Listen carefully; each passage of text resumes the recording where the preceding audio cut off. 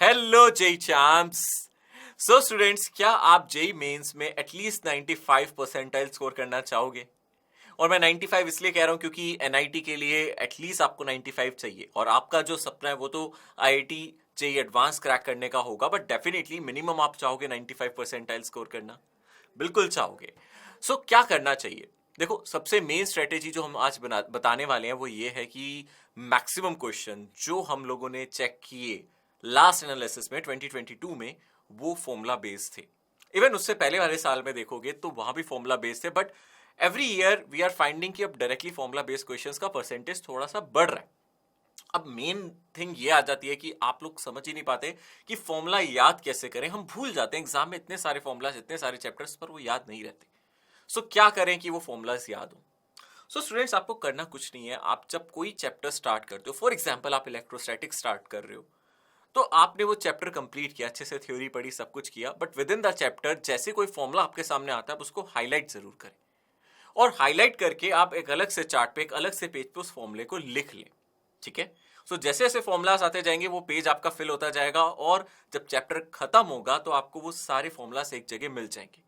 Even मैं अपने sessions में कुछ फॉर्मूलाज डिस्कस करता हूं और एग्जाम से पहले फॉर्मूला रिवाइज भी कराता हूं, बट आपको करना क्या है, वो फॉर्मूला याद कैसे रखना है। आप कहोगे सर एक चार्ट पे अगर हम सारे फॉर्मूलाज लिख दें, it's not that much simple कि वो सारे फॉर्मूला रटे हम, क्योंकि ऐसे बहुत सारे चैप्टर्स हैं।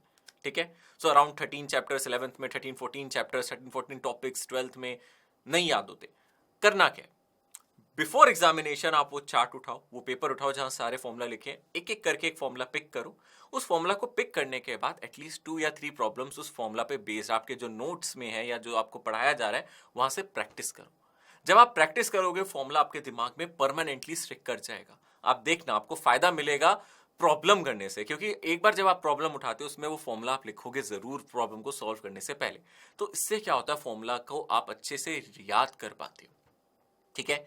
सो देखो, ये एक मेथड है जो अगर आप आज से अपना लोगे तो मुझे नहीं लगता कोई प्रॉब्लम आएगी। और मैं आपको बताऊं, अभी आप पढ़ रहे हो, अभी आप अपना सिलेबस कवर कर रहे हो, ड्यूरिंग रिवीजन ये टेक्निक सबसे ज्यादा यूजफुल है। और अगर आपका सिलेबस कंप्लीट हो चुका है, फॉर एग्जाम्पल आप 12th में हो और आप 11th की बात कर रहे हो, तो आप 11th के वो सारे फॉर्मूलाज को एक जगह लिख लो, और उसके बाद एक एक करके उनको इस तरीके से रिवाइज करो कि आपको क्वेश्चंस प्रैक्टिस करनी। ठीक है?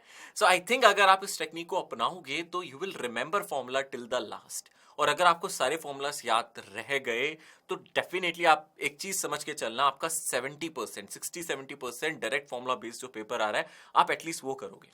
देखो, 30 क्वेश्चन में से 25 करने हैं और 20 ऑब्जेक्टिव है। उनमें से मैंने ऑब्जर्व किया 20 में से 10 क्वेश्चन तो एटलीस्ट फॉर्मूला बेस्ड आ रहे हैं लास्ट ईयर। सो क्यों ना हम फॉर्मूलाज को अच्छे से रिवाइज करके जाएं। जब हमें पता चल ही चुका है तो हमें इसे करके जाना चाहिए। I think this technique will help you. आज से ही आप इसको अपनाना और ट्राई करना स्टार्ट करना। सो अपने चार्ट्स बनाने स्टार्ट कर दो, सारे फॉर्मूलाज लिखने स्टार्ट कर दो, and keep revising. Okay students, all the best.